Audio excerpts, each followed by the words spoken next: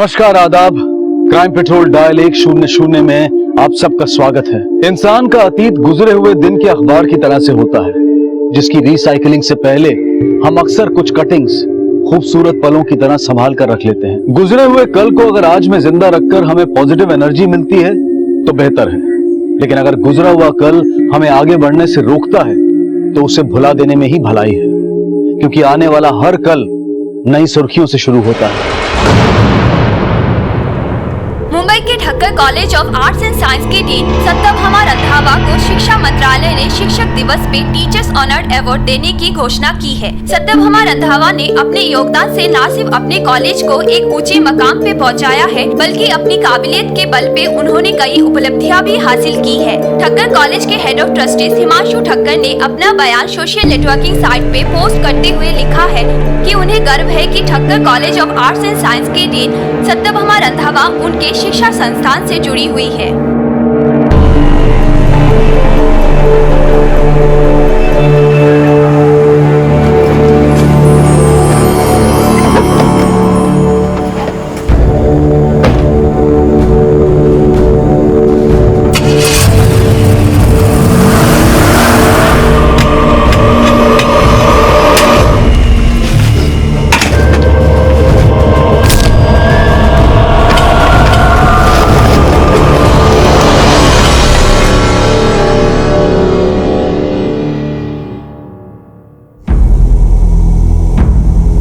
तो आपका कहना है कि आपके कॉलेज की डीन सत्यभामा रंधावा पिछले 4 दिन से कॉलेज नहीं है, उसका फोन भी बंद है और वो अपने घर पर भी नहीं। जी सर, कल एजुकेशन मिनिस्ट्री उन्हें अवार्ड देने वाली थी, लेकिन वो अवार्ड फंक्शन में भी नहीं आई, तो हमने सोचा कि आपको इन्फॉर्म कर देना चाहिए, क्योंकि कोई ऐसे मौके पर एब्सेंट कैसे हो सकता है। उनकी फैमिली कहाँ है?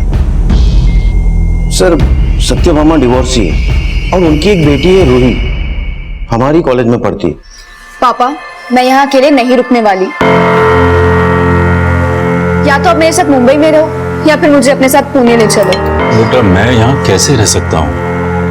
अब वैसे भी एक इम्पोर्टेंट बिजनेस डील के लिए मुझे दिल्ली जाना है।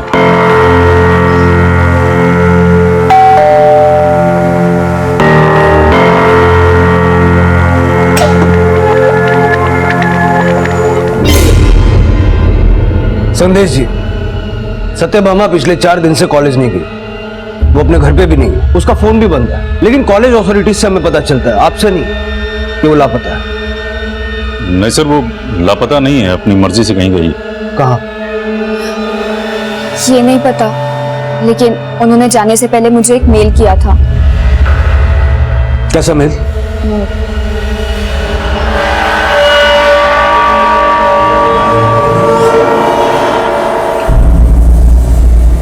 रूही, ये मेरी जिंदगी की सबसे बड़ी हार है कि मैं एक अच्छी मां नहीं बन पाई। मैं अपने आप को इतना छोटा महसूस कर रही हूँ कि किसी से नजरें मिलाने की हिम्मत नहीं जुटा पा रही, इसलिए मैं सबसे दूर जा रही हूँ। कब लौटूंगी ये भी नहीं जानती। मेरी फिक्र मत करना, अपना ख्याल रखना। तुम्हारी माँ। सर, एक्चुअली जब मेरा और सत्यभामा का डिवोर्स हुआ था तो Ruhi was hardly 9 years old। अब 19 साल की है।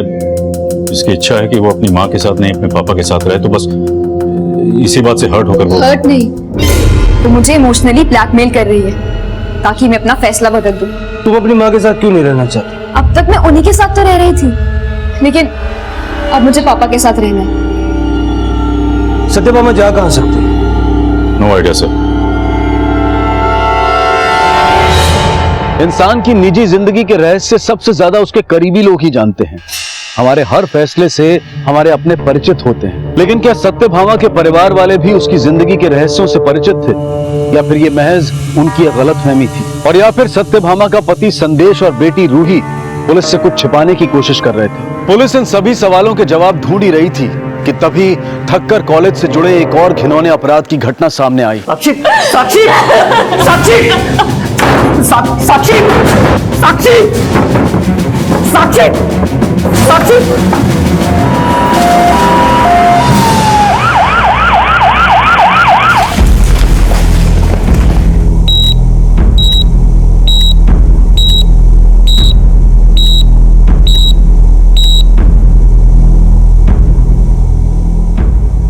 उस पेशेंट की सारी डिटेल्स निकाल के देना। सर, आत्महत्या की कोशिश करने वाली लेडी का नाम साक्षी त्रिवेदी, वो ठक्कर कॉलेज में असिस्टेंट प्रोफेसर, कांदिवली में अपने मंगेतर आकाश दीक्षित के साथ रहती है, वो भी उसी कॉलेज का प्रोफेसर है। सर, मैंने साक्षी को रोकने की बहुत कोशिश की, लेकिन उसने... ऐसा क्या हुआ जो उसने ऐसा कदम उठाया? सर, किसी ने साक्षी का एक MMS अपलोड कर दिया।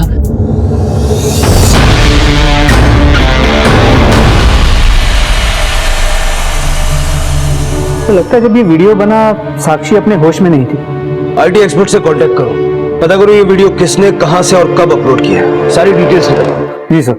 अच्छा प्रभु, ये साक्षी और आकाश उसी कॉलेज के प्रोफेसर है ना जिस कॉलेज की डीन को एजुकेशन मिनिस्ट्री अवार्ड देने वाली थी? जी सर, मैंने उस केस का भी फॉलोअप किया। कोई सत्यभामा ना ही अपने घर लौटी है और ना ही उसने अपने घर वालों से कांटेक्ट किया है। पता करो ये वीडियो बनाया कहां गया।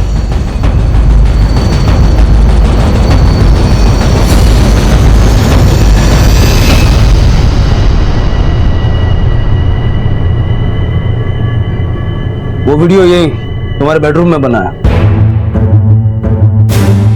तो ये वीडियो तुमने ही तो... नहीं सर, मैं साक्षी से शादी करने वाला हूँ। अपनी फियांसे के साथ मैं ऐसा क्यों करूंगा? अगर तुम कुछ नहीं जानते तो साक्षी तो जानती होगी, कुछ बताया उसने? सर, साक्षी ने मुझे बात करने तक का मौका नहीं दिया। मतलब? सर, कल रात हमारे कलीग ने इस वीडियो के बारे में बताया। आकाश, साक्षी, साक्षी, साक्षी, साक्षी, मेरी बात सुनो। साक्षी, दरवाजा खोलो। साक्षी। सर, पता चला है कि साक्षी के घर उसी के कॉलेज के 3 स्टूडेंट्स ट्यूशन पढ़ने आते थे। मूव।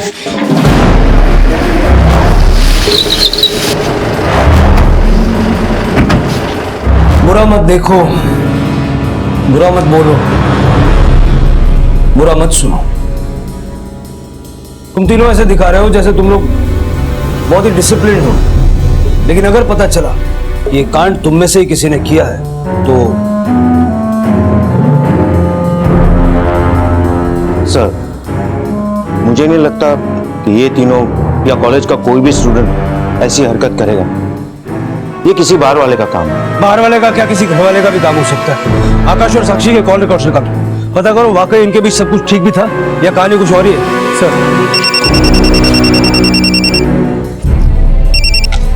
हाँ गौतम, ठीक है सर, साक्षी को होश आ गया। चल।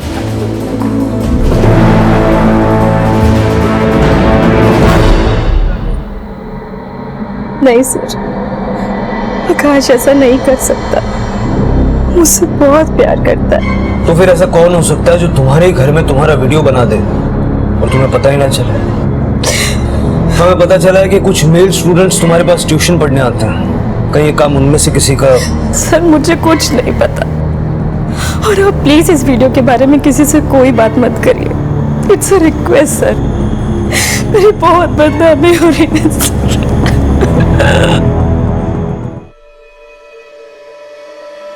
सर, ये वीडियो 2 सितंबर दोपहर 12:15 बजे अपलोड किया गया है किसी फेक आईडी से। अपलोड करने वाले ने पीसी या लैपटॉप से नहीं बल्कि एंड्रॉयड फोन से ये अपलोड किया गया। Android phone? जी, लेकिन अपलोड करने के लिए सिम कार्ड का नहीं, वाईफाई कनेक्शन का यूज हुआ है। अपलोड कहां से हुआ है?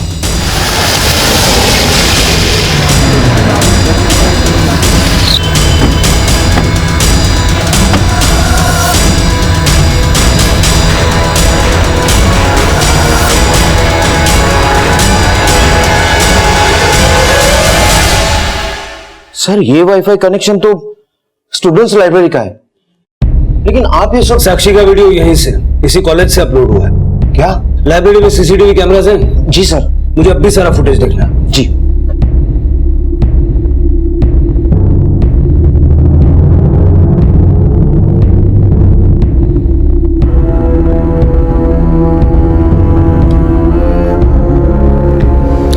लाइब्रेरी का नीचे फर्स्ट फ्लोर।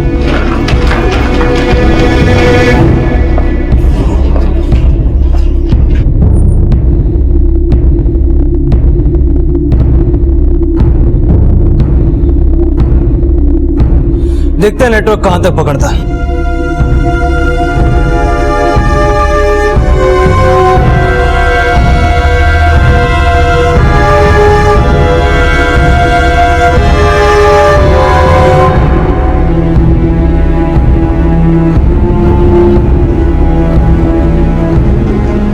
नेटवर्क तो फुल है, कैंपस में चल के देखते हैं कहाँ तक नेटवर्क मिलता है।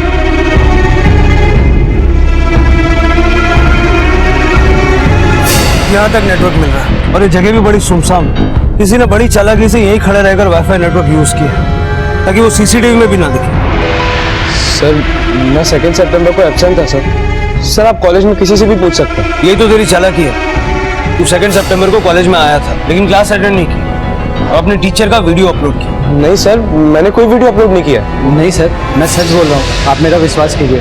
मैंने वो वीडियो नहीं बनाया और ना ही उसे अपलोड किया। ऐसे साइट्स पे तो मैं लॉगिन भी नहीं करता। इनफैक्ट मुझे तो ये भी नहीं पता कि वीडियो अपलोड करते कैसे। अच्छा सर सच बोल रहा हूँ सर। सर जिस IMEI नंबर के फोन से वीडियो अपलोड किया गया था वो साक्षी के घर पढ़ने आने वाले तीनों स्टूडेंट्स और आकाश के फ्रेंड अंकित किसी के फोन से मैच नहीं करता। पता लगा ये IMEI कोड वाला फोन कौन से मोबाइल स्टोर से खरीदा गया। अब तक पुलिस के सामने 2 अलग अलग घटनाएं आई थी। पहली, सत्यभामा का अचानक लापता हो जाना और ऐसा लगना कि जैसे वो खुद अपना घर छोड़कर गई हो। MMS का वायरल होना। वैसे तो इन दोनों केसेस के बीच में कोई लिंक नहीं था सिवाय कॉलेज के, लेकिन जैसे ही पुलिस ने इस वायरल वीडियो की छानबीन को आगे बढ़ाया तो इस केस के तार सत्यभामा से भी जुड़ने लगे। सर ये साक्षी त्रिवेदी ओरिजिनली अहमदाबाद से। 1 साल पहले इसने कॉलेज ज्वाइन किया तो करीब 3 महीने पहले इसकी सगाई हुई आकाश दीक्षित के साथ और उसके बाद ये आकाश के साथ उसी के फ्लैट में रहती है, लेकिन दोनों के बीच कोई झगड़े या अनबन की कोई खबर नहीं है। आकाश और साक्षी के कॉल रिकॉर्ड्स में कुछ सस्पिशियस निकला। सर हमने आकाश के कॉल रिकॉर्ड्स को चेक किया तो पता चला कि उसके और उसके कॉलेज की डीन सत्यभामा के बीच अक्सर बातें हुआ करती थी और करीब 3 महीने पहले तक उनकी मोबाइल की लोकेशन अक्सर सत्यभामा के घर की ही हुआ करती थी। सर एक बात और पता चली, सत्यभामा की बेटी रूही भी 2 महीने पहले तक रुपेश, मानव और प्रतीक के साथ साक्षी के घर ट्यूशन पढ़ने जाती थी।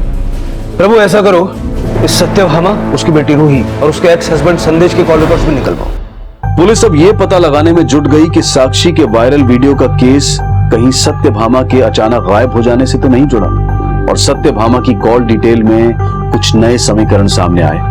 सर सत्यभामा की फोन लोकेशन के मुताबिक 2 सितंबर को सुबह 9 बजे से शाम 5 बजे तक वो कॉलेज में थी। कि शाम को 6 बजे से 10 बजे तक वो घर में थी। 10 बजे वो अपने घर से निकली और 10:30 बजे घोड़बंदर रोड पहुंची। घोड़बंदर रोड? जी सर।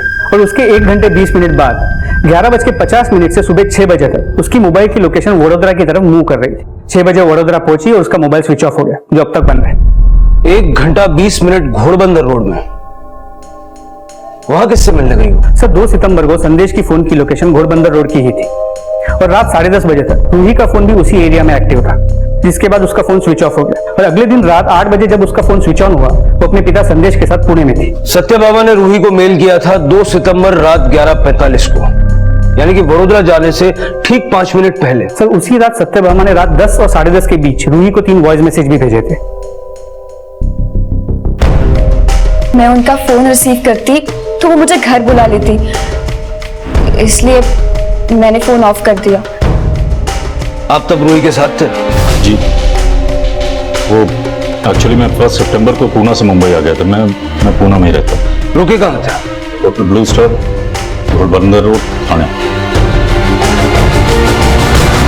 सत्यभामा के फोन की लास्ट लोकेशन उस रात की घोड़बंदर रोड की है। लेकिन सर सत्यभामा हमारे साथ नहीं थी और वैसे भी मैं और रूही उसी रात पूना वापस चले गए। माना कि रूही सत्यभामा से बात नहीं करना चाहती थी, लेकिन आप तो उससे बात करके उसको अश्योर कर सकते थे ना। फैक्ट ये है कि मैं सत्यभामा से बहुत कम बात करता हूँ। जब वो गुस्से में होती तब तो बिल्कुल भी नहीं। आपको कैसे पता वो गुस्से में थी? क्योंकि मैं हमेशा के लिए पापा के साथ पुणे जा रही थी, लेकिन वो जबरदस्ती मुझे रोकना चाहती थी। तुम कहीं नहीं जाओगी और तुम वही करोगी जो मैं तुम्हें कहूंगी। मैं आपके साथ नहीं पापा के साथ रहूंगी, समझी आप? रूही, रूही रुको, रूही प्लीज बेटा, रूही। साहब मुझे नहीं पता कि मैडम और रूही में झगड़ा क्यों हुआ, लेकिन हाँ उस रात पहले रूही गई, फिर थोड़ी देर बाद मैडम भी चली गई। उस दिन बहुत गुस्से में लग रही थी साहब। वो हमेशा मुझ पे गुस्सा करती, ये मत करो, यहाँ मत जाओ, उससे मत मिलो। लेकिन अब मैं एक अडल्ट हूँ, मुझे अपने फैसले लेने का पूरा हक है। और जब मैंने पापा के साथ रहने का फैसला लिया तो बस एक मेल करके वो ये साबित करना चाहती है कि वो गिल्ट में है। तुम्हारी माँ पिछले 2 हफ्तों से लापता है, तुमने उनकी जरा भी फिक्र नहीं। मैं भी तो अपने लेवल पर उसको ढूंढने की कोशिश कर रहा हूँ। वडोदरा में पता किया? वडोदरा? 3 सितंबर को सत्यभामा का फोन वडोदरा में बंद हुआ। वहां कोई दोस्त या रिश्तेदार है उसका? नहीं। लगता है तुम अपनी माँ के बारे में अपने पापा से ज्यादा जानती हो। हाँ, पापा और उनका रिश्ता तो सिर्फ 10 साल का था, लेकिन मैं 19 साल से उनको झेल रही हो। बोल दो, क्योंकि मुझे वैसे भी महसूस नहीं हो रहा कि तुम अपनी माँ से प्यार करती हो। प्यार तो वो भी नहीं करती थी मुझसे। जब मैं 9 साल की थी तो उन्होंने मुझे मेरे पापा से अलग कर दिया। रूही, तुम प्रोफेसर साक्षी के पास ट्यूशन पढ़ने जाती थी? हाँ। तो छोड़ क्यों दी? ट्यूशन क्या, मैंने तो कॉलेज भी छोड़ दिया। मुझे इस शहर में रहना ही नहीं है।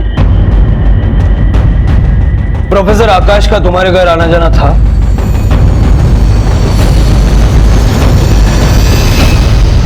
सर, सत्यभामा सिर्फ मेरा आतिथ्य थी, लेकिन अब मैं साक्षी से शादी करने वाला हूं। शादी तो तुम सत्यभामा से भी करने वाले थे। एक वक्त था जब हम एक दूसरे से प्यार करते थे। मैं उससे शादी भी करना चाहता था। तो की क्यों नहीं? क्योंकि वो शादी नहीं करना चाहती थी।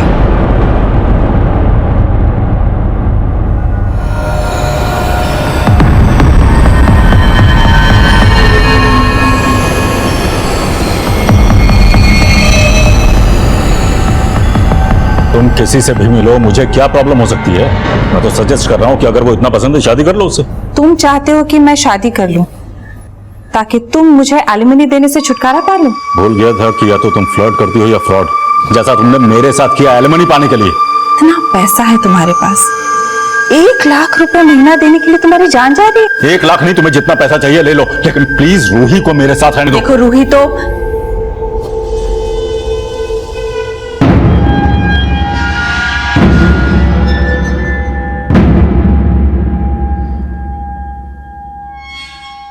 आकाश, प्लीज गलत मत समझो। कब शादी कर रही हो? तुम अभी भी मेरे प्यार पे शक कर रहे हो। मैं अब भी तुम्हें मौका दे रहा हूँ। बीवी बनाना चाहते हो ना तुम मुझे? ठीक है, बस थोड़ा वक्त दे दो। मैंने उसे बहुत वक्त दिया सर, लेकिन एक दिन उसने खुद मुझे उस रिश्ते से आजाद कर दिया। मुझे नहीं लगता कि रूही हमारे इस रिश्ते को समझ पाएगी। क्यों नहीं समझ पाएगी? मैं रूही से बात करता हूँ। नहीं आकाश, तुम रूही से इस बारे में कोई बात नहीं करोगे। मतलब तुम मुझसे शादी नहीं करोगी? तुम क्यों नहीं समझ रहे हो इस बात को? अगर हम दोनों ने शादी कर ली तो मैं रूही को खो दूंगी। सर, मुझे लगा कि मैं उस रिश्ते में फंसता जा रहा हूँ, और एक दिन साक्षी मेरी जिंदगी में आई। लेकिन सत्यभामा से तुम्हारा मिलना जुलना तो अभी तक बरकरार था। सर, हम लोग दोस्त थे और हमेशा रहेंगे। सर, जिस IMEI नंबर के एंड्रॉइड फोन से साक्षी का वीडियो अपलोड हुआ था, वो एक स्टोर से 29 अगस्त को खरीदा गया था। उस स्टोर की 29 अगस्त की CCTV फुटेज।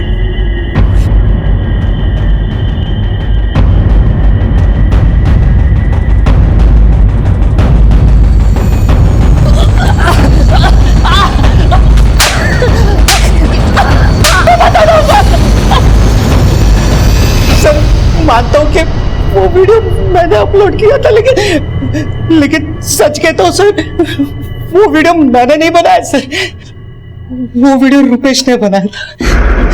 मैंने तो बस उस वीडियो को मॉडिफाई किया था सर। अरे यार जल्दी करना यार प्रतीक, कितना टाइम लगा रहा है तू? जल्दबाजी मत कर यार, थोड़ी सी भी मिस्टेक हो गई ना तो झट से पकड़ा जाएगा कि वीडियो में तू है। अपलोड किसके कहने तक किया? बस मस्ती में। ठीक है, रुपेश का एड्रेस SMS का।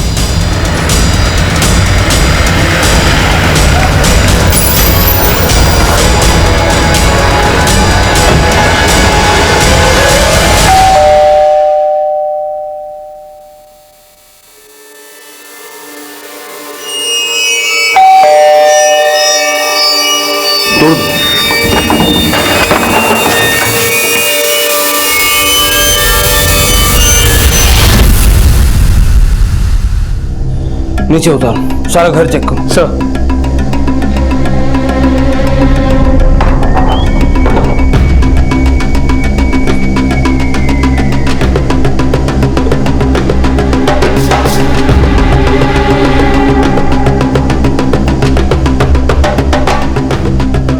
जरा बरोबर चेक कर, नंतर रूम्स पण चेक कर. सर, सुसाइड नोट रुपेश के पॉकेट से मिला है. Sorry Sakshi ma'am, sorry Roohi, sorry Satyabhama ma'am. Sakshi को उसने सॉरी लिखा क्योंकि उसने साक्षी का वीडियो बनाया था, लेकिन ये रूही और सत्यभामा को उसने सॉरी क्यों लिखा? अचानक आत्महत्या कर ली. कहीं ऐसा तो नहीं है कि ये मर्डर है जिसको आत्महत्या की शक्ल दी जा रही है? सर, मैंने प्रतीक से फिर से पूछताछ की, लेकिन उसने वही बातें दोहराई जो उसने पहले कबूल की. प्रभु, इस केस में काफी कुछ बार बार दोहराना पड़ेगा. पहले सत्यभामा का अचानक शहर छोड़ देना, साक्षी का वीडियो वायरल होना, और अब ये रुपेश की लाश मिलना. इन तीनों केसेस का आपस में कोई ना कोई कनेक्शन जरूर है. ये रुपेश भी घोड़बंदर में ही रहता ना? जी सर. कहीं ऐसा तो नहीं कि सत्यभामा उस रात रुपेश से मिलने गई, संदेश से नहीं? रुपेश के सुसाइड के नोट में साक्षी के अलावा रूही और सत्यभामा को भी सॉरी लिखा गया था. ऐसा करो, इस रुपेश के पुराने एग्जाम के नोट्स निकलवाओ, इस सुसाइड नोट के साथ उसके हैंडराइटिंग मैच करवाओ, और रुपेश के कॉल रिकॉर्ड्स रूही और सत्यभामा के कॉल रिकॉर्ड्स के साथ क्रॉस वेरीफाई करो. सर,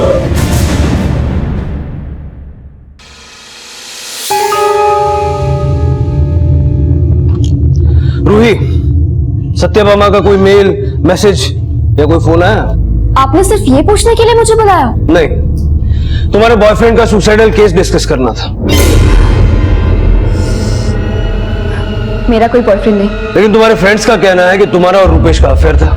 तुम्हारे call records, messages, social networking sites पर अपडेट्स, फोटोज, इससे तो... हाँ, रुपेश मेरा बॉयफ्रेंड था, लेकिन ब्रेकअप हो गया. क्यों हुआ ये बताओगी? मम्मी की वजह से. गिफ्ट्स तो बहुत अच्छे हैं, लेकिन किस खुशी में? एक्चुअली मैं रहने दो. जो तुम बोलना चाहते हो ना, पहले मैं ही बोल देती हूँ. I love you. रूही,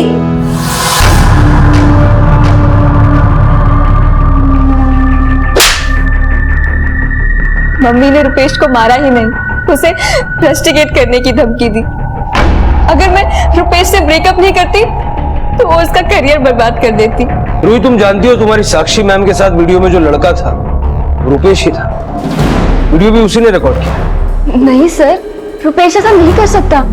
आपको जरूर कोई गलतफहमी हुई है. रूही, तुम सचमुच कुछ नहीं जानती या ना जानने का दिखावा कर रही हो? मैं कोई दिखावा नहीं कर रही. 2 महीने पहले तुमने ट्यूशन छोड़ा. रुपेश से मिलना भी उससे पहले बंद किया होगा, लेकिन उसके बाद भी सत्यभामा अक्सर रुपेश को फोन करती थी. कहीं ऐसा तो नहीं कि... मुझे नहीं पता वो रुपेश को क्यों फोन करती थी. जब वो आए तब उनसे पूछ लेना.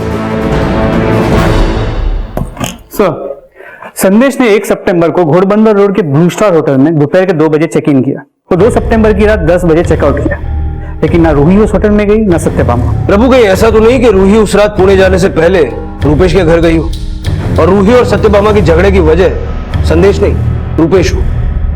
संदेश, रूही और सत्यभामा की मेड कमली, इन तीनों पे नजर रखो. मुझे लगता है इन तीनों ने गलत बयानी की है. और 2 सितंबर की रात को मुंबई से वडोदरा तक के हर टोल नाके का फुटेज मंगवाओ. चेक करो कि सत्यभामा वाकई वडोदरा गई थी या सिर्फ उसके फोन को ट्रैवल करवाया गया. सर,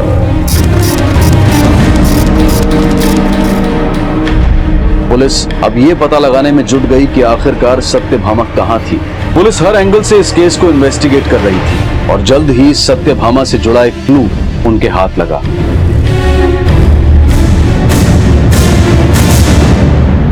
सर, 2 सितंबर की रात से 3 सितंबर की सुबह तक सत्यभामा की कार मुंबई से वडोदरा के बीच के हर टोल नाके से गुजरी थी.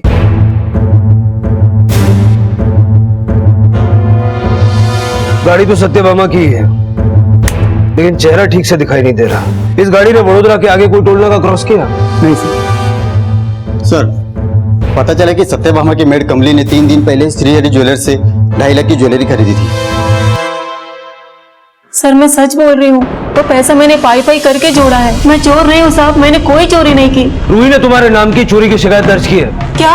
संदेश का भी यही मानना है. वो सारे लोग झूठे हैं साहब.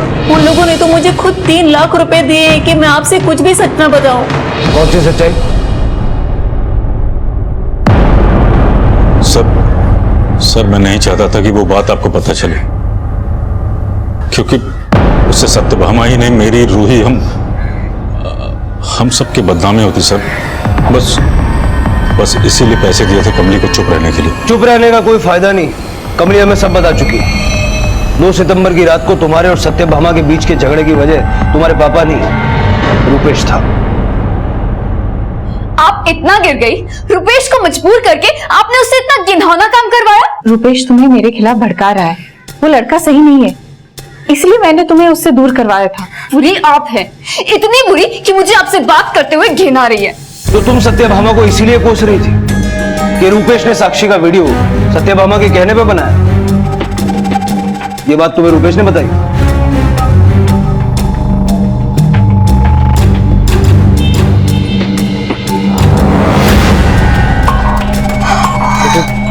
देखो प्लीज मुझे तुम गलत मत समझना, तुम्हारी मॉम नहीं कहा था मुझे ये सब कुछ करने के लिए। मैंने जानबूझकर नहीं किया। फिर रुपेश ने मुझे बताया मम्मी ने उसे ये वीडियो बनाने के लिए कैसे चीट किया।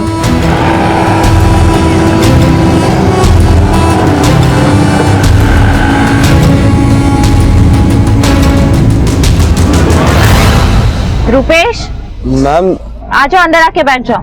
नहीं थैंक यू मैम, मैं चला जाऊंगा। आ जाओ, कम।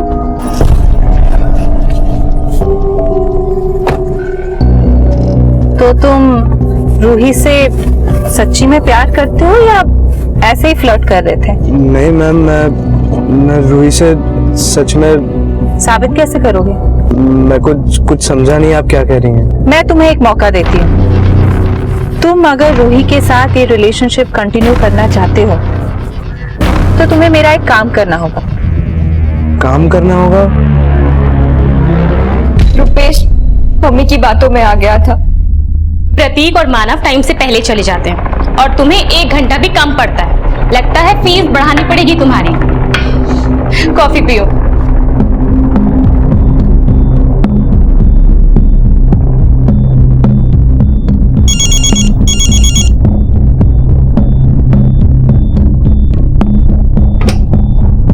हेलो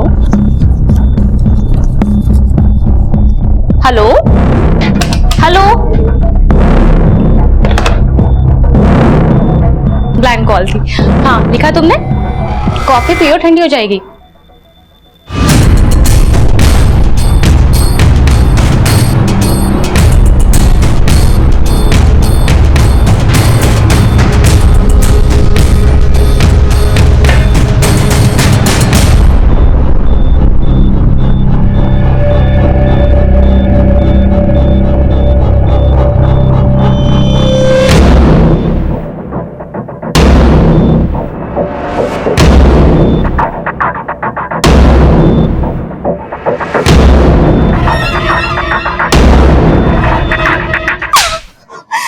मम्मी ने कहा और तुमने मान लिया, और तुम्हें लगता है ये सब करने के लिए मैं तुम्हें प्रेज करूंगी? मुझे पाने के लिए तुमने साक्षी मैम के साथ। रुपेश ने बताया कि वो वीडियो पहले ही मम्मी को दे चुका था और उन्होंने ये डीवीडी। ओह गुड, और ये लो तुम्हारे काम की कीमत। नहीं मैम, नहीं चाहिए मुझे। अरे रख लो, और इसके बाद रूही से मिलने की कोशिश भी मत करना। बट मैम आपने तो कहा था कि। क्या कहा था? मैं तो तुम्हें टेस्ट कर रही थी कि तुम रूही से सच्ची में प्यार करते भी हो या फिर। तुमने तो साबित कर दिया कि तुम बहुत ही गिरे हुए इंसान हो। मैं सच में रूही से बहुत प्यार करता हूँ मैम। मुझे कोई पैसे नहीं चाहिए मैम। मैं रूही से सच में बहुत प्यार करता हूँ। Enough! Stop all this! मिलूंगा मैं रूही से, देखता हूँ क्या करती है आप। खबरदार जो तुमने रूही से मिलने की कोशिश भी की, नहीं तो इस वीडियो के बेसिस पे तुम्हें पुलिस के हवाले कर सकती हूँ। तुमने इस वीडियो के बारे में साक्षी को बताया था? मैं किस मुंह से उन्हें ये बातें बताती? 2 सितंबर की रात को तुम रूपेश के घर गई थी? मैं रुपेश के घर क्यों जाऊंगी सर? उस दिन मैंने सिर्फ मम्मी के साथ ही नहीं, रुपेश से भी सारे रिश्ते खत्म कर दिए थे। प्रभु, ये तो साफ है कि साक्षी का वो वीडियो रूपेश ने ही बनाया, लेकिन साक्षी का ये कहना था कि उसे बिल्कुल भी एहसास नहीं हुआ कि वो वीडियो किसने बनाया, जबकि रूही का ये कहना है कि सत्यभामा ने वो वीडियो रूपेश से बनवाया। कोई ऐसा तो नहीं है कि ये वीडियो बनवाने के पीछे सत्यभामा का कोई और ही मकसद हो? तो हो सकता है कि वो इस वीडियो के जरिए साक्षी को बदनाम करके आकाश को अपनी जिंदगी में वापस लाना चाहती है। तो ये भी हो सकता है कि वो आकाश और साक्षी को ब्लैकमेल भी कर रही है। नहीं सर, सत्यभामा ने कभी वो वीडियो दिखा कि मुझे ब्लैकमेल नहीं किया। मुझे नहीं लगता कि वो ऐसा कर सकती है। अगर सत्यभामा ने कुछ नहीं किया तो क्या रूही झूठ बोल रही है या रुपेश ने रूही से झूठ बोला होगा? सर, रुपेश ने ही झूठ बोला होगा। जो ऐसी हरकत कर सकता है उसे सच्चा नहीं कहा जा सकता। सत्यभामा इस हद तक गिर ही नहीं सकती। वो ऐसी नहीं थी आकाश जैसा कि तुम सोच रहे हो।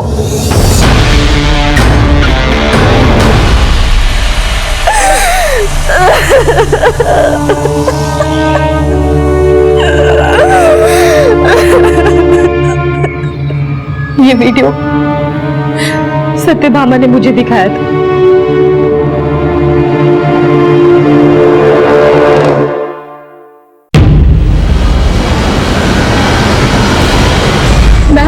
मैम ये अगर तुम नहीं चाहती कि ये वीडियो वायरल हो और आकाश तुमसे अपनी मंगनी तोड़ दे, इससे पहले तुम ही उसे छोड़ दो। नहीं तो ना आकाश तुम्हारा रहेगा और ना ही तुम्हारी इज्जत। मैम प्लीज ऐसा मत कीजिए मैम, प्लीज मैम, ये वीडियो मैम प्लीज। आकाश सिर्फ मेरा है और मैं तुम्हें हम दोनों के बीच नहीं आने दूंगी। वो वीडियो देखते ही मैं समझ गई थी कि रुपेश ने मेरे साथ। तो तुमने पुलिस कंप्लेंट क्यों नहीं की? बहुत डर गई थी। मैं ये बात आकाश को भी नहीं बता पा रही थी क्योंकि मुझे डर था कि आकाश मुझे गलत ना समझ बैठे। इसीलिए मैंने सत्यभामा को बोल दी कि मैं आकाश से सगाई तोड़ दूंगी। फिर भी मेरा वीडियो अपलोड हो गया।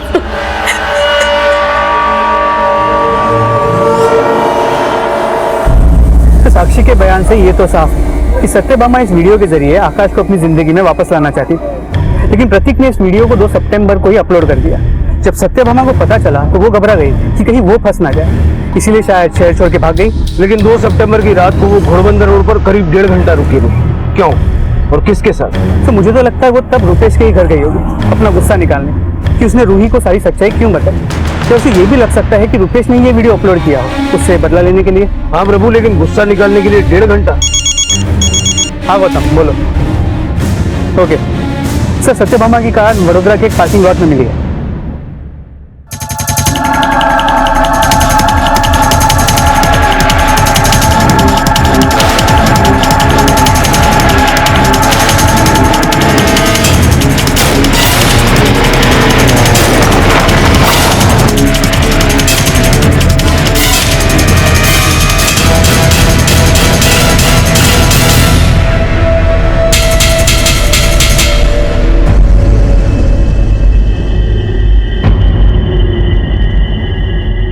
इस पार्किंग लॉट के अटेंडेंट तुम ही हो? जी सर। ये गाड़ियों की रिकॉर्ड्स कैसे मेंटेन करते हो? सर हम सब ये रजिस्टर में लिख लेते गाड़ी कब आती है कब जाती है। ये गाड़ी का रिकॉर्ड बताओ। सर ये गाड़ी 3 सितंबर सुबह 6 बजे आई थी और सर इसे कोई लेने भी नहीं आया अब तक। किसी औरत ने पार्क की थी ये गाड़ी? सर ठीक से याद नहीं, लेकिन कोई औरत ही थी। सर रुपेश की पोस्टमार्टम रिपोर्ट, मौत गला घुटने की वजह से हुई है।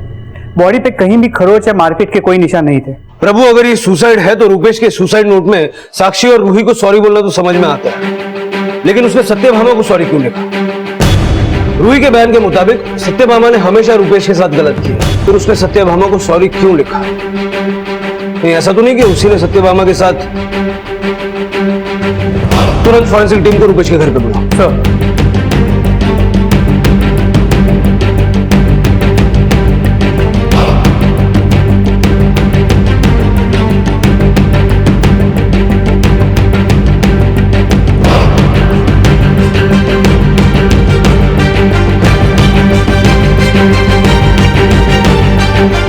सर यहाँ कुछ ब्लड ट्रेसेस मिले हैं।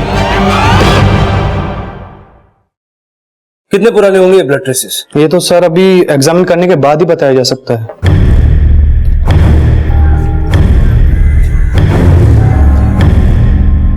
सर जो ब्लड ट्रेसेस रुपेश के घर से मिले थे वो रुपेश के ब्लड से मैच नहीं करते, लेकिन मैंने सत्यभामा के हेल्थ सर्टिफिकेट को चेक किया तो पता चला कि वो ब्लड ट्रेसेस सत्यभामा के ब्लड ग्रुप से मैच करते हैं। कितने पुराने ब्लड ट्रेसेस? तो एग्जैक्ट डेट तो बताया नहीं जा सकता, लेकिन फोरेंसिक टीम के मुताबिक करीब 20 से 25 दिन पहले इस ब्लड को साफ किया गया।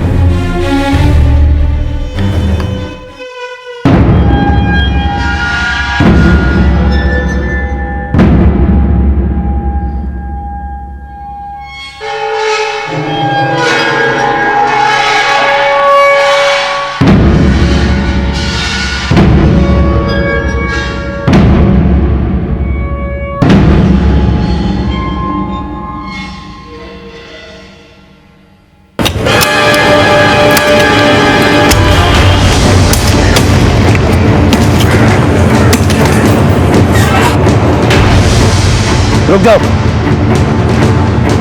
प्रभु सर,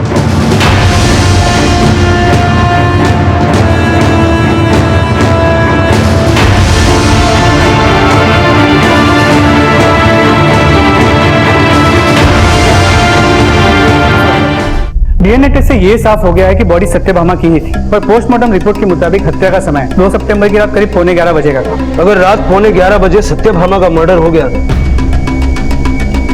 तो फिर ये कौन है जो रात 11:15 से सुबह 6 बजे तक मुंबई से वडोदरा सत्यभामा की गाड़ी और फोन लेकर पहुंची? नहीं, मैंने किसी का मर्डर नहीं किया। तुमने सिर्फ सत्यभामा का ही मर्डर नहीं किया, अपने पापा के साथ मिलकर रुपेश को भी फांसी लटका दिया, क्योंकि वीडियो अपलोड होने के बाद अगर रुपेश पकड़ा जाता तो तुम्हारे सत्यभामा के मर्डर की कहानी भी सामने आ जाती। सर आप बेकार में शक कर रहे हैं, हमने ऐसा कुछ नहीं किया।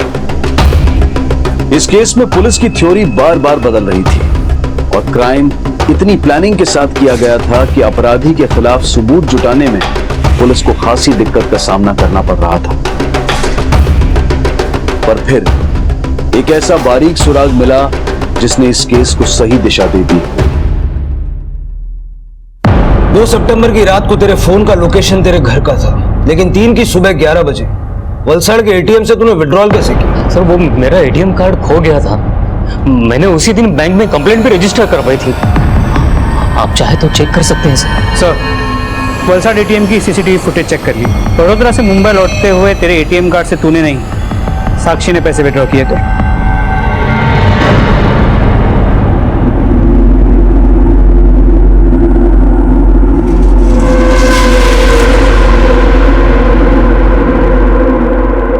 सत्यभामा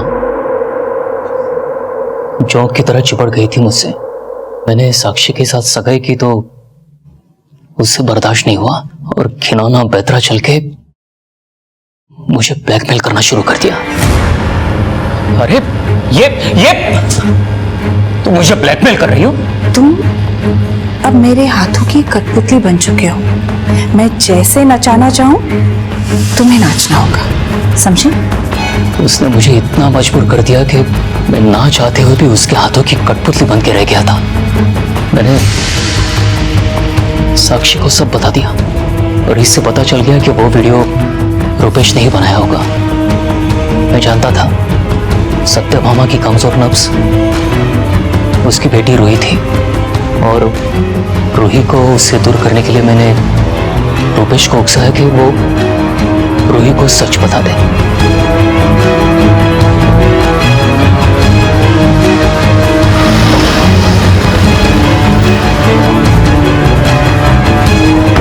मैं जानता था सत्यभामा अपना गुस्सा रुपेश पे उतारने जरूर आएगी। और हिम्मत कैसी हुई रूही को सब कुछ बताने की? हाँ? सर ये क्या सर?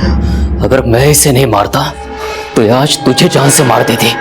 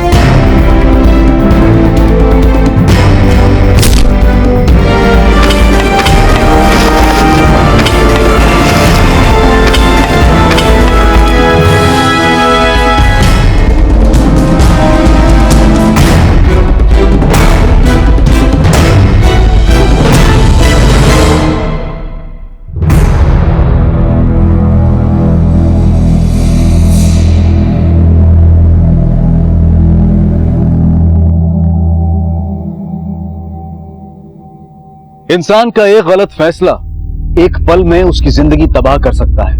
माना कि इस गलती की शुरुआत सत्यभामा ने की, लेकिन रुपेश, आकाश, साक्षी सब अपनी मजबूरियों को अपराध के रंग में रंगते चले गए। इसलिए बेहद जरूरी है कि कोई भी फैसला लेने से पहले हम एक बार ये जरूर सोचें कि जिन बीते हुए दिनों का हिसाब बराबर करने के लिए हम अपने आज को गंवा रहे हैं, आने वाले कल में सिर्फ उसका परिणाम ही हासिल होगा, जिसे बदलने की जरा सी भी गुंजाइश बाकी नहीं होगी। इसी विचार के साथ अब मैं अनूप सोनी आपसे विदा लेता हूं।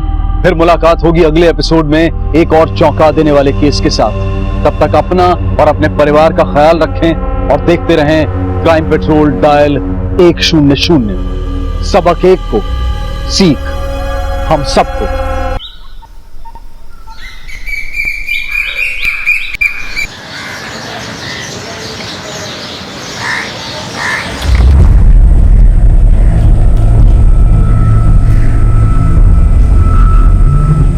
पूरी तू काम नहीं करेगी तो गुजारा कैसे होगा? तेरे भाई की पढ़ाई कैसे होगी? बोल तू।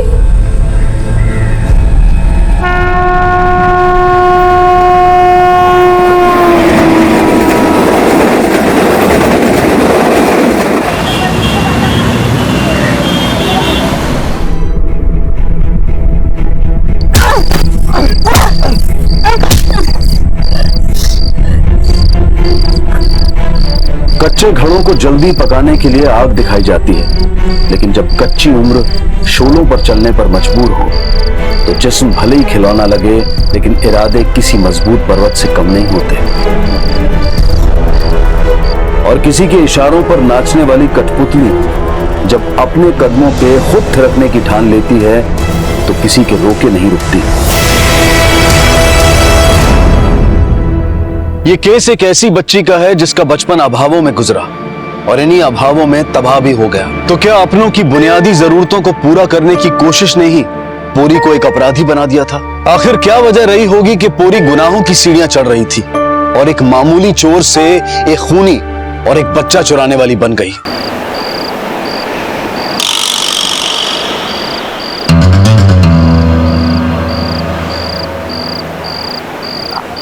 आंचल भवन 7 बंगला। आंचल भवन 7 बंगला। आंचल भवन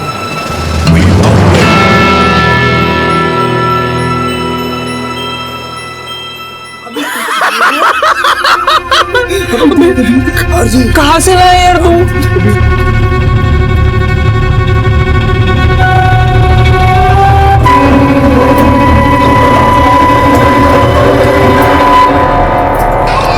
मेरा बच्चा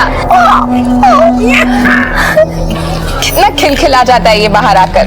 वैसे धूप भी जरूरी है बच्चे के लिए, रोज लेके आया करो।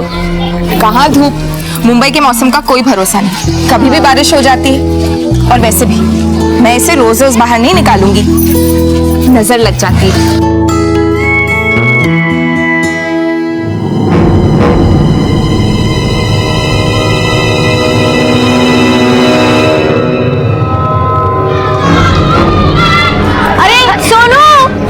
झगड़ा मत करो। अरे सोनू, अरे रुको।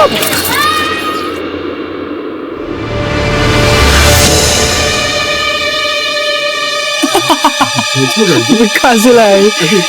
बहुत ढूंढने के बाद मिली है। आर्या, आर्या, आर्या, आर्या, वॉचमैन आर्या को देखा। वो ट्रॉली में था क्या? मैडम जी, एक लड़की अभी अभी वो ट्रॉली लेके बाहर गई है। कौन लड़की? आर्या,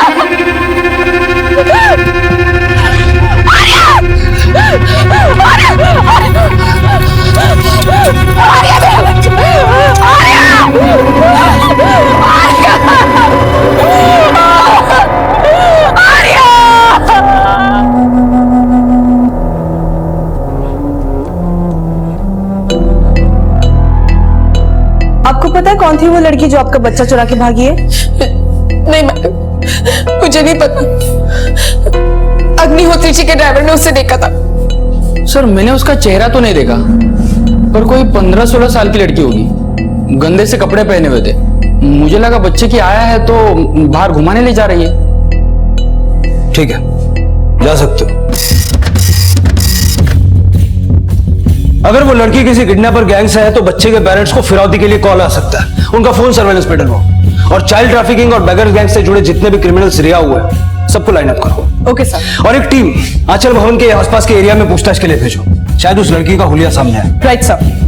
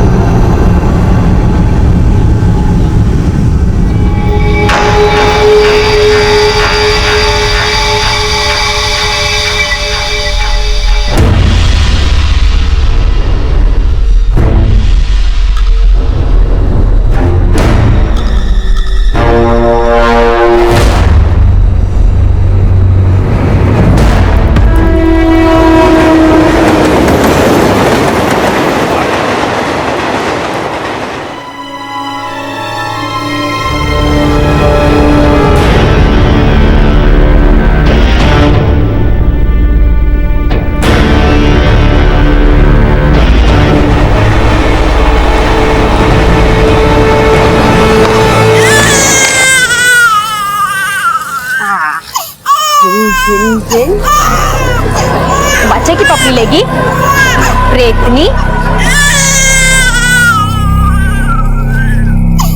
ए रो मत, ये देख भिन भिन बंद हो गई, अब क्यों रोना?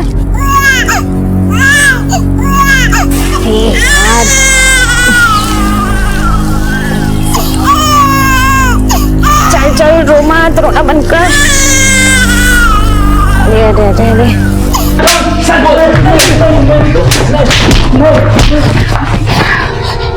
क्यों अपनी अस्थि पंजर तुड़वाना चाहते हो तुम लोग? बोलते क्यों नहीं हो? कौन शामिल है इस किडनैपिंग में?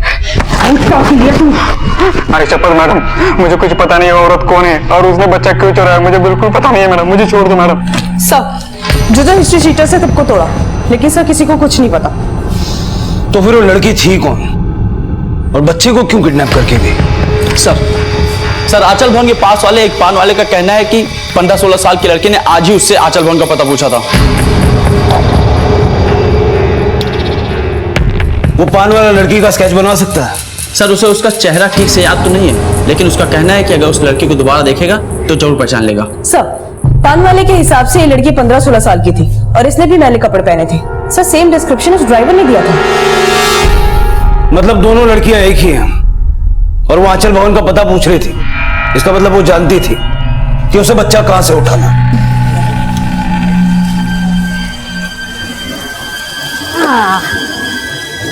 ए हीरो, ये देख तेरे लिए बिस्तर लाया है।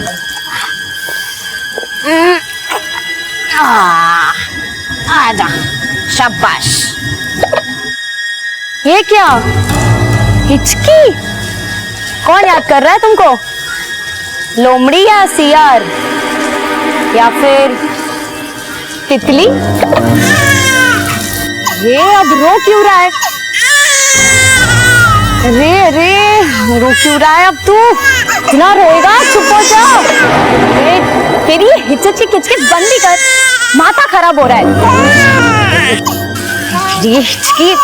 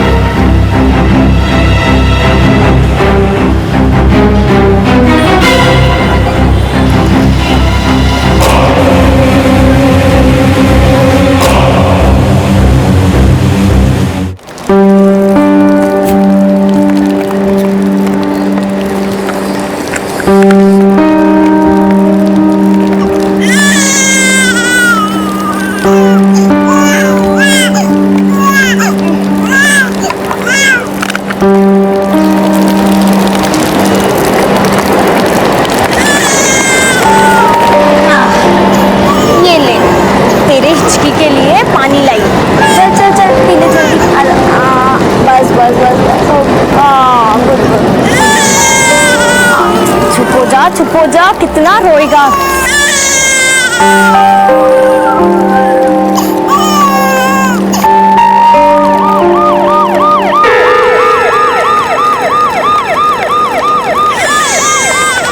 बच्चे की रोने की आवाज। एक मिनट रुकना।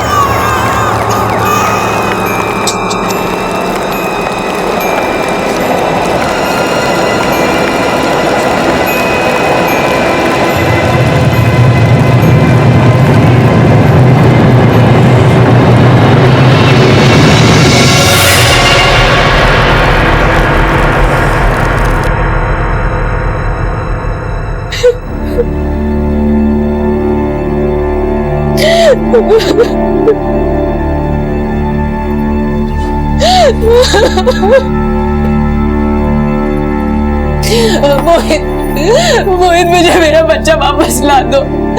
मैं उसके बिना मर जाऊंगी। मैं मर जाऊंगी, मैं जी नहीं पाऊंगी। मोहित प्लीज मुझे मेरा आजा वापस ला दो। मैं मर जाऊंगी। अच्छी जगह ढूंढ लगे हैं अपना घूमो।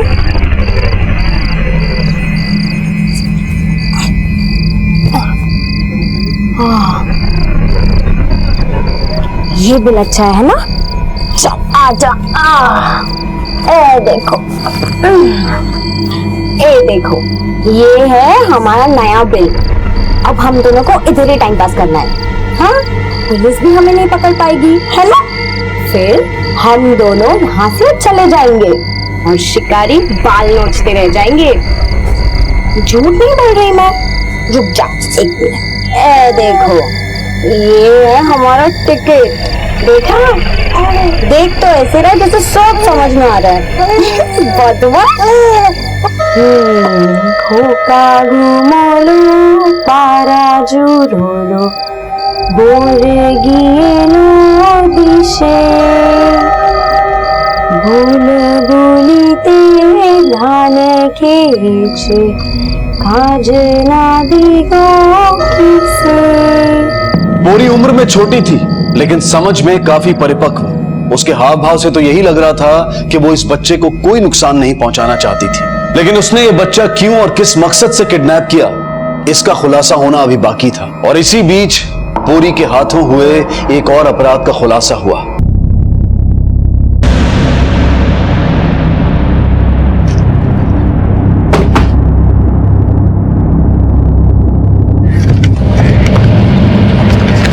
सर इसी ने बॉडी देखी थी पहले। अच्छा, बॉडी कब देखी? सर आज सुबह जब मैं इधर से गुजर रहा था तब। शायद इसी पत्थर से उसे मारा गया है। बॉडी टर्न करो।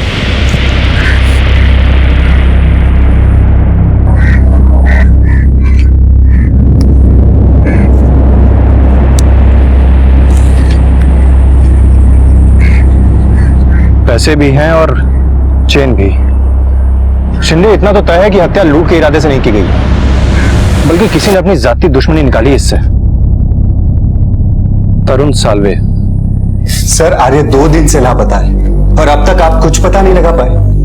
3 महीने का छोटा सा बच्चा है सर। हर 4 घंटे में दूध पिलाना होता है। देखिए, मैं आपकी और बच्चे की तकलीफ समझता हूं, लेकिन अब तक कोई ऐसा सुराग हाथ नहीं लगा जिससे हम उस लड़की तक पहुंच सके। हाँ, लेकिन पूछताछ से यह सामने आया है कि वो लड़की आपकी सोसाइटी में पर्पस ले आई थी बच्चा चुराने। किसी लड़की से आपका डायरेक्ट या इनडायरेक्ट कोई कनेक्शन है जो आपके बेटे को किडनैप करे? सर अगर हमें किसी पे शक होता तो हम आपको पहले ही बता देते। शिंदे, इस जंगल में जाने का सिर्फ एक यही रास्ता है। इसका मतलब कि सीसीटीवी कैमरा में कुछ ना कुछ तो कैप्चर हुआ होगा। एक काम करो, पिछले 3 दिनों के सारे फुटेज मंगवाओ। सर पोस्टमार्टम रिपोर्ट के मुताबिक हत्या की वजह एक्सेसिव ब्लीडिंग है और हत्या का समय 27 जुलाई रात 1 बजे के आसपास का है। और सीसीटीवी फुटेज सर आ गई है।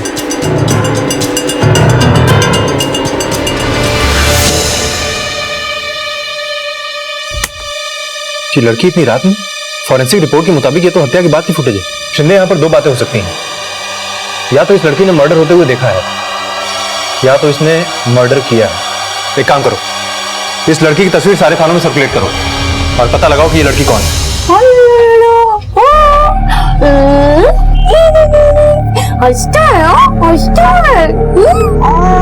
अरे क्या हुआ?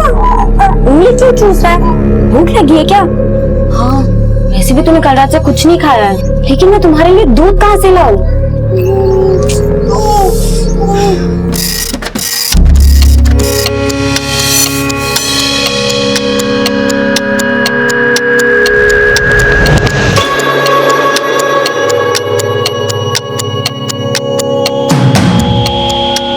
सर मैंने उसका चेहरा तो नहीं देखा, पर कोई 15-16 साल की लड़की होगी, गंदे से कपड़े पहने हुए थे।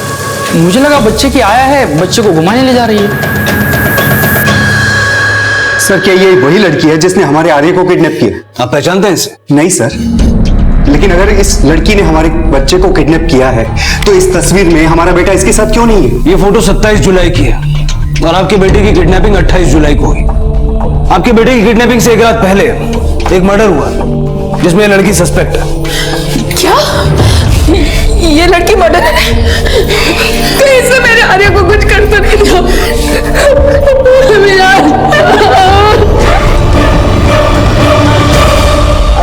दादा थोड़ा दूध मिलेगा, बच्चे को भूख लगी है। पैसे हैं तेरे पास?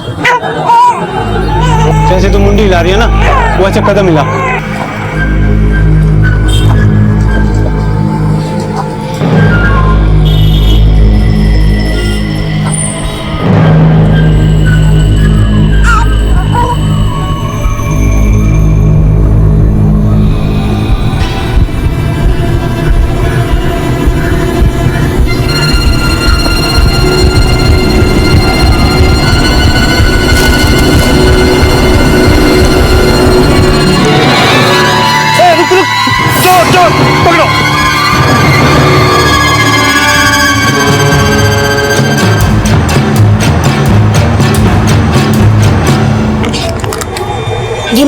जी भाई के पी ले। अरे क्या हुआ? उल्टी क्यों कर रहा है लड़का भी?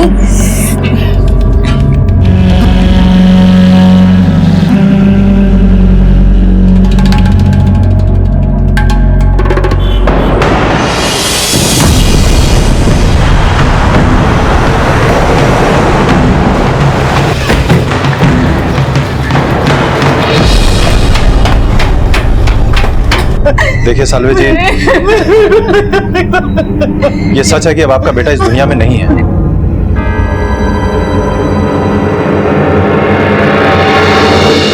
तरुण तो साहब मुंबई में नौकरी करता था। कैसी नौकरी? किसी सेठ के ड्राइवर था साहब। आपका बेटा मुंबई में रहता कहाँ था? ये तो पता नहीं साहब।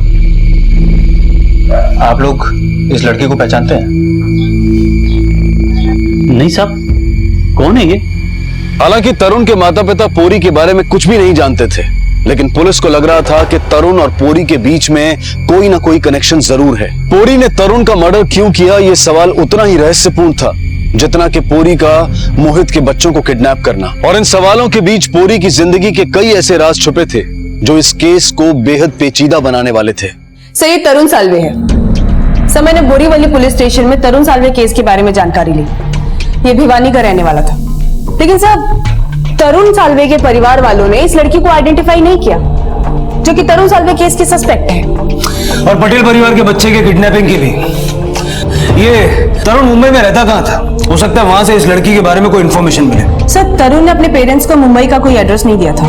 क्या कहीं ऐसा तो नहीं कि ये दोनों चाइल्ड ट्रैफिकिंग के किसी गैंग से ताल्लुक रखते हो? सर एक दंपत्ति ने उस लड़की को पहचान लिया है जिसने किडनैपिंग की थी। सर ये मेरा मेट थी। नाम क्या है इसका? कहाँ की रहने वाली है? पोरी नाम है इसका, बंगाल से आई है ये। सर 1.5 साल पहले चोरी करते हुए मेरी वाइफ ने रंगे हाथों पकड़ा है इसे। सर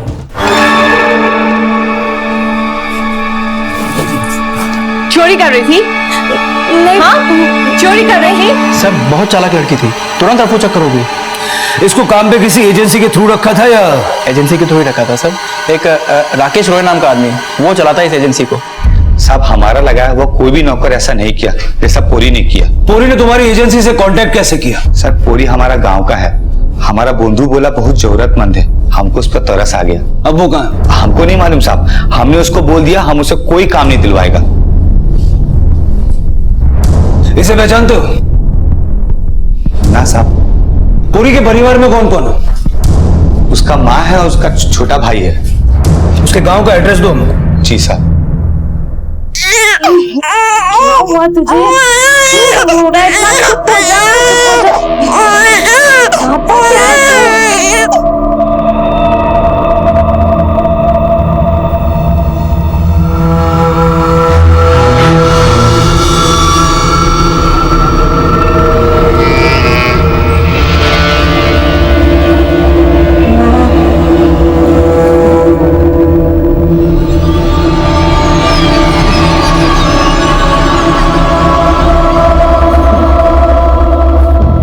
दीदी, आपसे कुछ पूछना था। चोरी, किडनैपिंग, मर्डर, इतनी सी दिखने वाली बच्ची इतने सारे अपराधों में शामिल है। लगता है ये सब करके या तो ये अपने गांव जा चुकी है या जाने की तैयारी में है।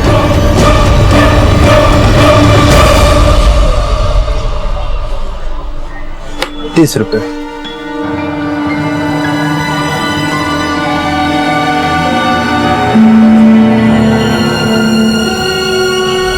अरे चोरी करती है?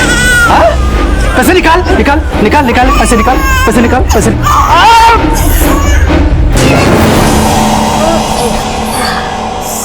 तेरी भूख प्यास मिटाने के चक्कर में कितना भागा दौड़ी कर रही हूँ मैं। इतना तो अली बाबा के 40 चोर भी नहीं दौड़े होंगे। और तू हंस रहा है? हाँ, वैसे क्या देख रहा है? हाँ, देख अब इससे भी खाना पड़ेगा मुझे।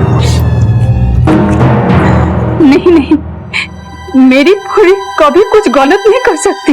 वो तो मेहनत की कमाई से हमारा पेट भरती है। अभी कहाँ मेहनत कर रही है वो? मुंबई में। मुंबई में कहाँ? मुझे नहीं पता। वो राकेश रोही काम पे लगाया था उसको। उसने जहाँ उसे काम पे लगाया था वहां से पहले वो चोरी करके भागी है। अभी कहाँ है? मेरी बेटी चोर नहीं है। चोर नहीं है तो कहाँ है वो? वही मैं आपसे पूछ रही हूँ। कोई फोन, कोई पता, कुछ तो जानती होंगी आप उसके बारे में। हाँ, 1 महीना पहले पास के घर में फोन आया था उसका। क्या बोल रही थी? ज्यादा कुछ नहीं, बस हलचल की बात हुई और हाँ पूछा था पैसा मिल गया क्या, बस और कुछ नहीं। कितना पैसा भेजती थी वो? 5000 रुपया हर महीने मेरे खाते में आ जाता। इसको जानती है? नहीं। कौन है ये? इसका मर्डर किया उसने और एक बच्चा भी चुराया। सुन देख कितना कमाई हो गया। कौन है तू? कहाँ से आई है? अभी तो चिल्ला चिल्ला के सिक्के जमा कर रही थी, अब गूंगी बन गई है। छीन ले इसके पैसे। देख नहीं, ये इलाका हमारा है। पैसे नहीं, ये पैसे नहीं, पैसे दे। ये मेरे बच्चे के लिए है, उसे दूध पिलाना है। 14 से ऊपर की दिखती नहीं है, बच्चा पैदा कर लिया। कहाँ से उठा के लाई है? उसके बैग में पैसे देंगे। छीन बच्चे छोड़ो, दे पैसे दे सकते। वो मेरा झोला है, उसमें मेरा टिकट है। छोड़ो।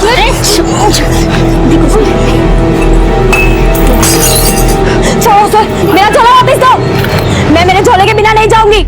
मेरा झोला तो मैं मार दूंगी। पागल लेके जाओ। मैं पागल, मेरा झोला वापस दो। झोला दो। रुको, क्या लगा के रखा है तुम लोग ने? साहब ये पागल है, चोरनी है साहब, ये चुरा के लाइए।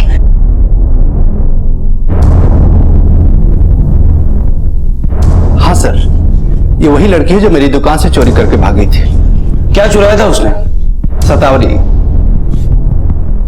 शतावरी? हाँ।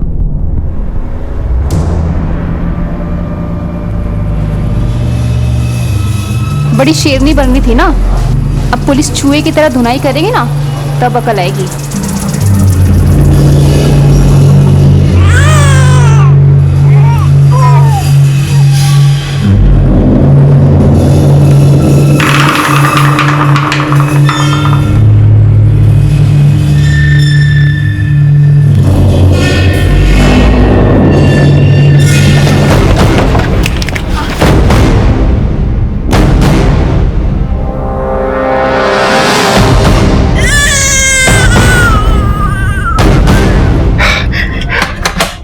मालिनी, मालिनी, मालिनी, हमारा बेटा आर्य मिल गया।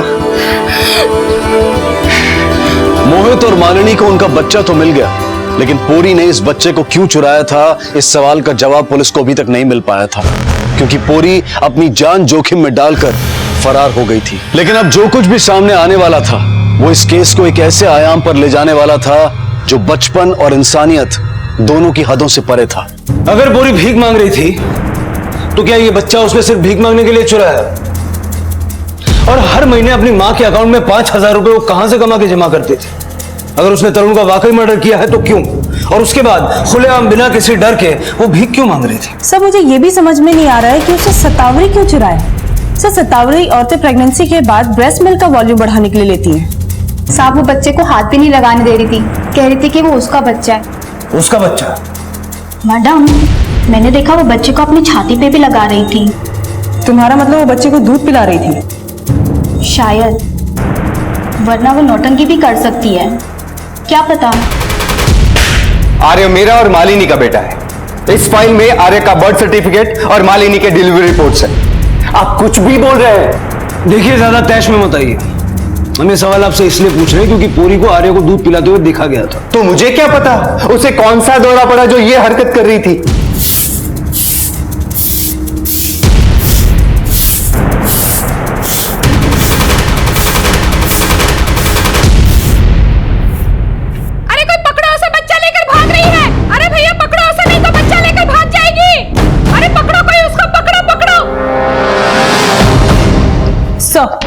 मैंने आर्य का बर्थ सर्टिफिकेट और मालिनी का डिलीवरी सर्टिफिकेट क्रॉस चेक करा है। सो हॉस्पिटल के रिकॉर्ड के मुताबिक आर्य मालिनी की कोख से ही पैदा हुआ है। सर मलाड के नाथाले से एक बच्ची चोरी हो गई है और वहां की वार्डन ने पोरी को आइडेंटिफाई कर लिया है। पोरी वो लड़की है जिसने बच्ची चोरी की है। सर कहीं ऐसा तो नहीं है लड़की पागल है या फिर किसी मेंटल ट्रॉमा में है? क्या पता इसे अपना बच्चा सच में खो दिया है और अभी कंफ्यूज्ड है। हो सकता है कि ये कंफ्यूज्ड हो या फिर शातिर। इस लड़की को समझने के लिए हमें इसके अतीत को अच्छे से खंगालना होगा। शिल्पा। Yes sir.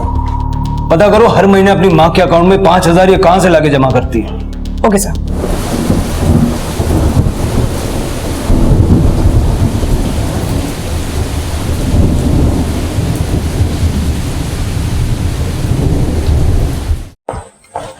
सर पोरी की मां के सहकारी बैंक के खाते में मलाड के एक ब्रांच से कैश जमा किया जाता है, लेकिन सर ये पोरी नहीं जमा करती। तो फिर कौन करता है?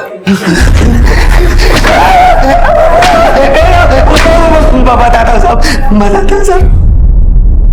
पोरी का मां के खाता में पैसा हम ही डालता था साहब। मतलब तू चाइल्ड ट्रैफिकिंग का धंधा करता है और पूरी तेरे लिए बच्चे किडनैप करके लाती है? ना साहब। तो पैसे क्या खैरात में बांटता है? हमको कोई और पैसा देता था साहब। कौन? तरुण साल्वे। इसे पहचानते हो? ना साहब। तरुण साल्वे को तो तू जानता ही नहीं था ना? हम झूठ बोल रहा था। क्यों देता था वो पैसे? साहब चोरी के चलते जब पूरी का काम छूटा था तो तरुण साल्वे उसको काम दिलवाया था। यही दोनों मिलकर कुछ खिचड़ी पका रहा था साहब। तरुण साल्वे के मर्डर में तेरा क्या हाथ है? हमारा कोई हाथ नहीं है साहब। तू तरुण को जानता था, ये बात हमसे पहले क्यों छुपाई? तो तरुण साल्वे हमको 8,000 रुपये महीना देता था। हम पूरी का माँ के खाता में खाली 5,000 रुपये डालता था, इसलिए झूठ बोला। कहां से लाती थी पूरी 8,000 रुपये? हाँ हमको नहीं मालूम साहब, इसके अलावा हमको कुछ नहीं मालूम। भगवान कसम साहब। ये तरुण रहता कहां था?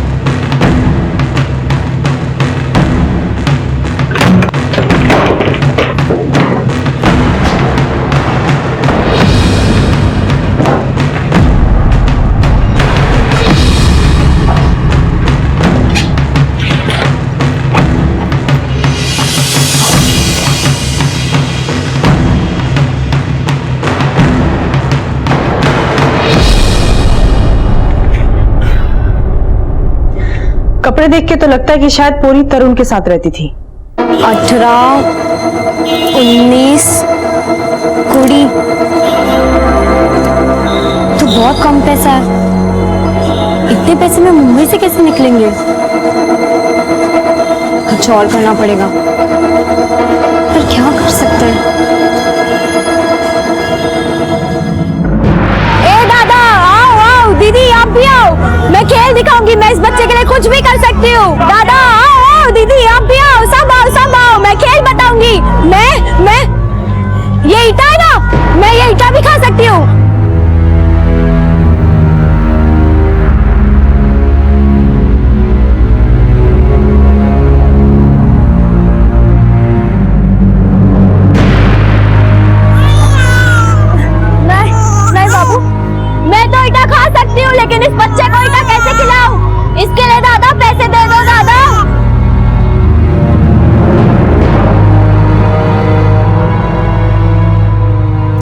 तरुण का नंबर क्रॉस वेरीफाई कराया है सर। पिछले 3 महीने तक वो एक नंबर, इस नंबर पे सर लगातार टच में था, जिसपे वो पिछले 1 साल से बातचीत भी कर रहा है सर। फिर सर जब मैंने इस नंबर को क्रॉस वेरीफाई कराया तो पता चला कि ये नंबर मोहित पटेल के नाम पे रजिस्टर्ड है, जो पिछले 3 महीने से बंद है। मतलब मालिनी की प्रेगनेंसी के दौरान तरुण और मोहित दोनों के बीच लगातार बातचीत होती थी,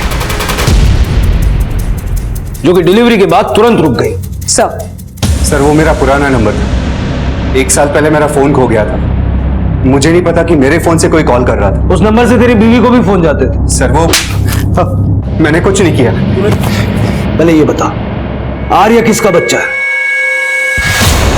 तोड़ते रहो इसको जब तक ये ना बताए।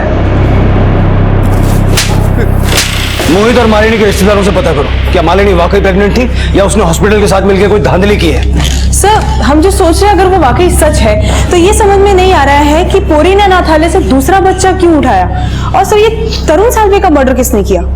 शिल्पा, अब इन सब सवालों के जवाब तो तभी मिलेंगे जब ये पूरी हमारे हाथ लगेगी।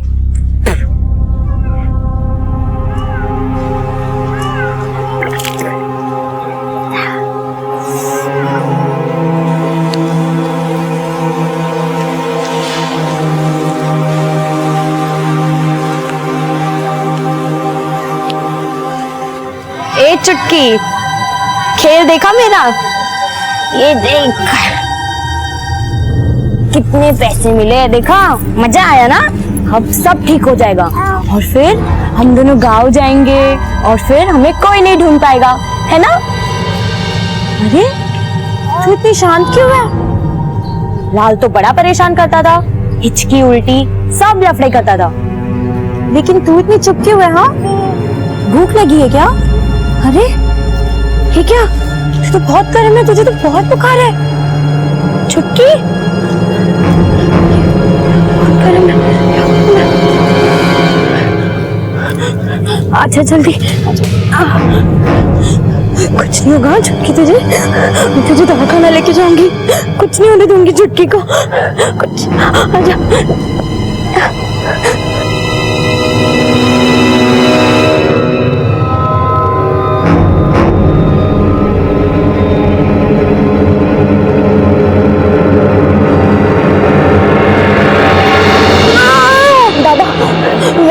बहुत बुखार है। इससे नाप कितना बुखार है, और अगर ज्यादा हो तो ये दवा खिला देना, ठीक हो जाएगी। अरे पैसा ये लो, अब सब ले लो। सर मैंने मालिनी और मोहित के रिश्तेदारों से बात की तो उसके रिश्तेदारों ने बताया कि उन्हें मालिनी की प्रेगनेंसी के बारे में आर्य के पैदा होने के बाद पता चला। मतलब हमारा शक सही निकला? Yes sir. और सर ये शक एक और बात से पुख्ता होती है कि मालिनी को ये बच्चा शादी के 7 साल बाद पैदा हुआ। एक नाबालिग लड़की के मां होने का यह खुलासा हैरत से भरा हुआ था, लेकिन अगर वो सच में उस बच्चे की मां थी तो फिर उसने अनाथालय से दूसरा बच्चा क्यों चुराया? कहीं पूरी दिमागी रूप से बीमार तो नहीं थी? ये क्या है? अरे दवा, देख दवा है ना, हम दवा पीते हैं। हाँ 1 मिनट। हाँ दवा पीना। शाबाश, अब ना सो जा, ठीक है चुटकी? ठीक हो जाएगी ना फिर, सो जा। खोका घुमा लो, सारा जुरा लो, बोरे गिलो दिशे, भूल भूलीते धान खेचे आज ना।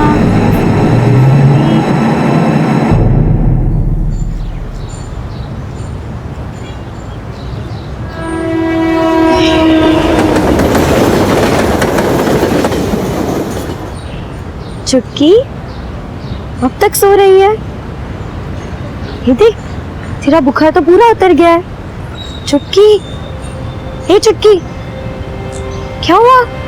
तू रो क्यों नहीं रही है? हाँ ए चुटकी, क्या हुआ तुझे? चुटकी, चुटकी, चुटकी,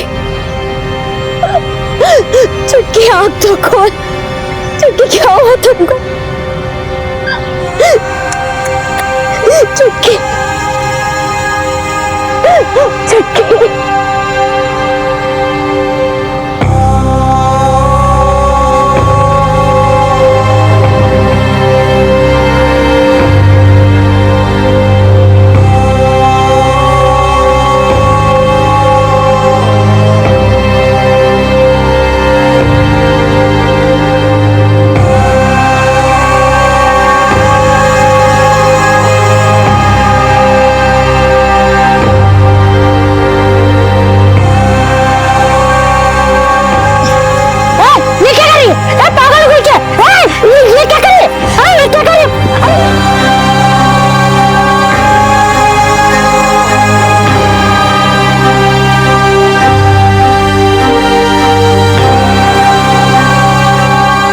कौन है वहाँ? ए कहाँ भाग रही मेरा मत? ए लड़की मेरा पूजा का सामान लेके कहाँ भाग रही है? अरे मेरा गंगा जल, अरे मेरा नारियल।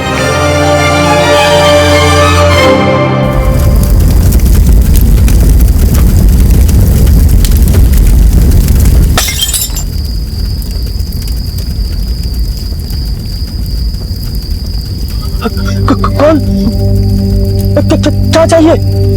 मेरी बच्ची का अंतिम संस्कार करना है। ये किसका बच्चा है? बोला ना मेरा, जल्दी करो अंतिम संस्कार। इसका नहीं तो आत्मा भटकेगी इसकी। कोई चालाकी नहीं है? हाँ, कोई चालाकी नहीं करूंगा। करता हूँ।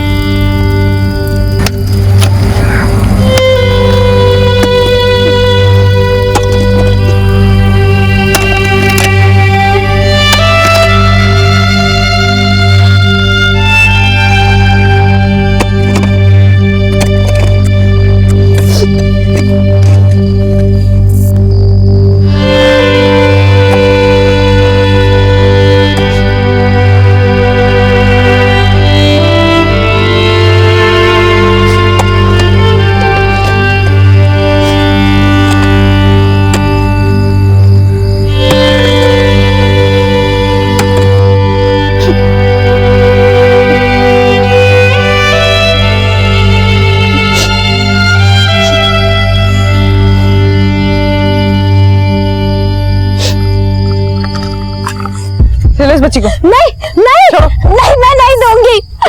मैं नहीं दूंगी। इस बच्ची को तुमने मारा? हाँ? नहीं मैडम, ये मेरी बच्ची है। मैं इसे क्यों मारूंगी? ये बच्ची तेरी है? हाँ, मेरे गांव में बोलते हैं कि अगर बच्चे का अंतिम संस्कार ना हो तो उसकी आत्मा भटकती रहती है। मैडम, मेरी छुटकी का अंतिम संस्कार हो जाने दीजिए। मैं हाथ जोड़ती हूँ। सच सच बताओ, तुम्हारे साथ हुआ क्या था? अगर वो बच्ची तुम्हारी है तो तुमने आंचल रोमन से मोहित और मालिनी का बच्चा क्यों उठाया? क्योंकि वो बच्चा भी मेरा है साहब। मोहित और तरुण को कैसे जानते हो? तरुण सालवे पहले मोहित सेठ का ड्राइवर था। जब राकेश ने मुझे काम देने से मना कर दिया तब तरुण ने मेरी मदद की, अपनी खोली में रखा और फिर एक दिन मुझे बोला, तेरे लिए मस्त काम ढूंढा है मैंने। कैसा काम? बढ़िया काम है, बस तेरे को माँ बनना है। माँ? हाँ माँ, सरोगेट मदर बनने के लिए बोल रहा हूँ मैं तेरे को। Surrogate mother? ये क्या होता है? तो वो मुझे बोला कि आजकल औरत लोग बिना कुछ किए माँ बन सकते हैं और अगर मैं ये काम करूं तो वो मेरी माँ को पैसे भेजता रहेगा। फिर एक दिन मोहित सेठ आया। उसके बाद मोहित सेठ और कई बार घर आया। वो घर आता, तरुण को पैसे देता और मेरे साथ जबरदस्ती करता और ये सब तब तक चलता रहा जब तक मैं गर्भवती नहीं हुई। सर, मैंने पैसे दिए थे। रेप करने के पैसे दिए थे या नाबालिग लड़की को प्रेग्नेंट करने के? कभी भी मां नहीं बन सकती, इसीलिए तूने अपने पति के कुकर्म से एक नाबालिग की कोख खरीदनी चाहिए। मोहित सेठ ने मेरे साथ गलत किया, लड़के को अपना बना लिया और लड़की को अनाथालय छोड़ दिया। तरुण सालवे को क्यों मारा? क्योंकि उसने भी मोहित सेठ का साथ दिया। मेरे बच्चे उन्हें दे दिए और झूठे कागज दिखाकर मुझे बोला कि ये बच्चे मेरे नहीं है। लेकिन साहब मैंने जैसे तैसे मोहित सेठ और अनाथालय का पता निकाला, लेकिन तरुण वो पता भी मुझसे छीनना चाहता था। उससे बचने के लिए मैं जंगल में भाग गई, लेकिन वो मेरे पीछे पीछे जंगल तक भी आ पहुंचा। मैंने मेरी चुटकी को तो खो दिया, लेकिन मेरा लाल तो मुझे मिल जाएगा।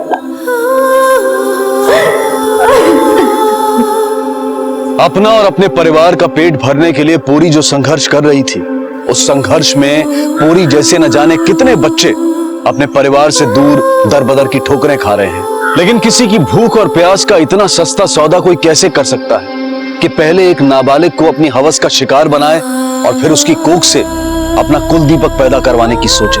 अब मैं अनूप सोनी आपसे विदा लेता हूं, फिर मुलाकात होगी अगले एपिसोड में एक और चौंका देने वाले केस के साथ। तब तक अपना और अपने परिवार का ख्याल रखें और देखते रहें क्राइम पेट्रोल डायल 100। सबक एक को सीख हम सबको। जय हिंद। इस तरह के और भी एपिसोड देखने के लिए हमारे चैनल को सब्सक्राइब करें और बेल आइकन दबाना ना भूलें।